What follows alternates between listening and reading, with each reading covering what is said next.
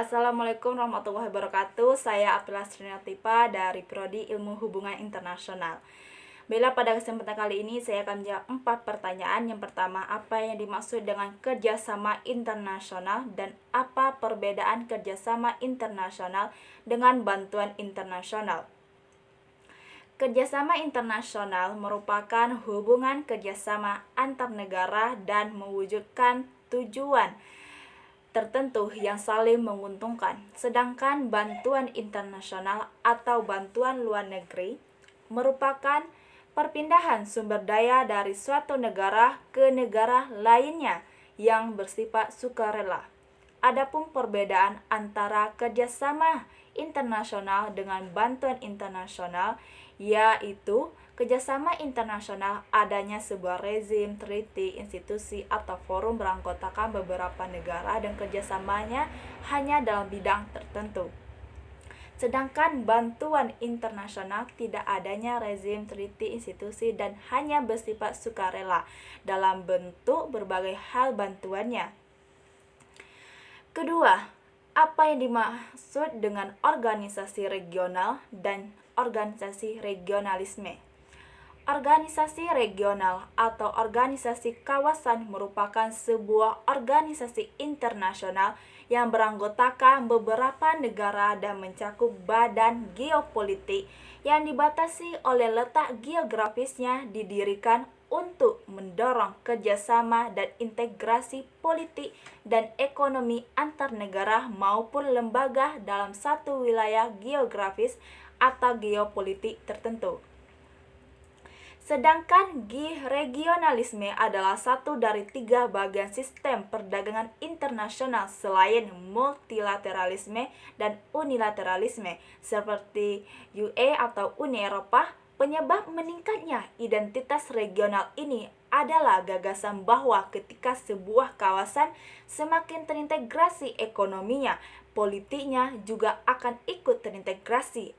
Eropa merupakan contoh yang tepat karena Uni Eropa sebagai lembaga politik muncul setelah Eropa mengalami integrasi ekonomi selama lebih dari 40 tahun.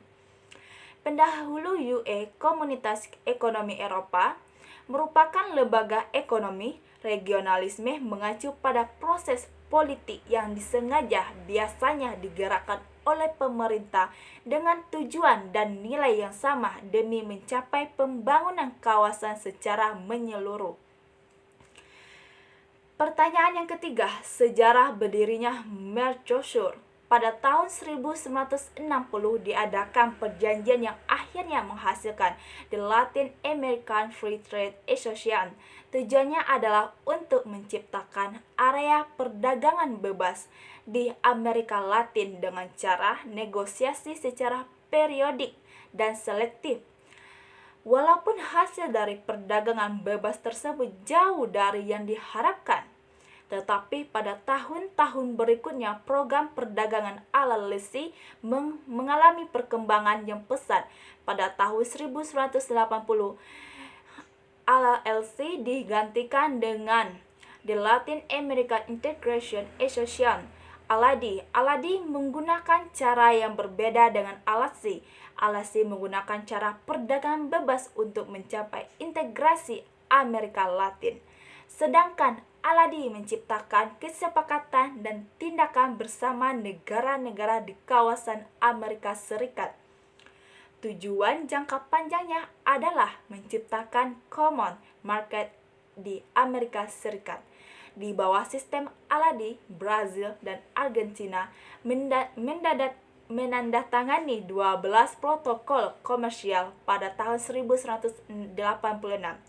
Ini merupakan langkah konkret pertama kedua negara dalam meningkatkan kerjasama bilateral yang sudah dimulai pada tahun 1985 melalui The Declaration of English untuk meningkatkan kerjasama sebelumnya. Pada tahun 1988, Brazil dan Argentina menandatangani Treaty for Integration, Cooperation and Development yang meletakkan dasar bagi common market kedua negara selama tahun-tahun berikutnya.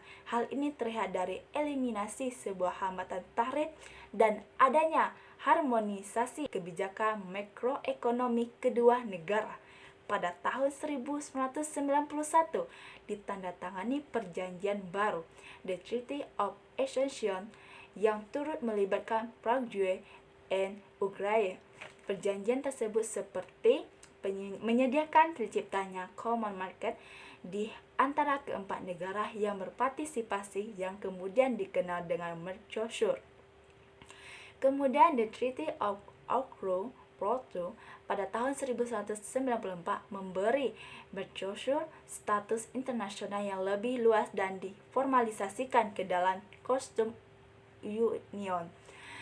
Negara-negara Amerika Latin lain yang ingin bergabung adalah Bolivia, Chili, Venezuela, Kolombia, dan Peru. Namun demikian, masih ada beberapa hal yang ternyata menghambat penggabungan negara-negara tersebut. Pertanyaan keempat, mengapa Uni Eropa dan NATO menjadi standar organisasi regional kawasan yang ideal? Menurut saya, karena kalau dilihat dari segi sejarahnya dan keanggotaannya NATO, yang merupakan organisasi pertahanan dan keamanan di kawasan Atlantik Utara, yang meliputi negara-negara Eropa, Amerika Serikat, dan Kanada, dan NATO sendiri memiliki prinsip yaitu demokrasi, kebebasan, solidaritas, transatlantic link. Dan pada perkembangannya, NATO memiliki partner countries untuk bekerja sama dalam menghadapi tantangan dan permasalahan pertahanan dan keamanan internasional. Sedangkan NATO sendiri dan sekutunya Amerika Serikat menjadi mitra utama Uni Eropa atau UE dalam menghadapi persoalan-persoalan yang mengancam, dan UE atau Uni Eropa tidak memiliki kapabilitas dan kewenangan dalam mewujudkan stabilitas keamanan pertahanan di Eropa sendiri. UE atau Uni Eropa mengandalkan NATO sebagai regionalisme keamanan yang berbentuk dahulu. Sebelum Uni Eropa terbentuk, Uni Eropa telah sepakat dalam perjanjian disebut SDIF. Kedua organisasi regional ini saling bersepakat untuk mewujudkan Eropa yang maju baik dalam aspek ekonomi dan sosial, kesejahteraan dan stabilitas keamanan dan perdamaian.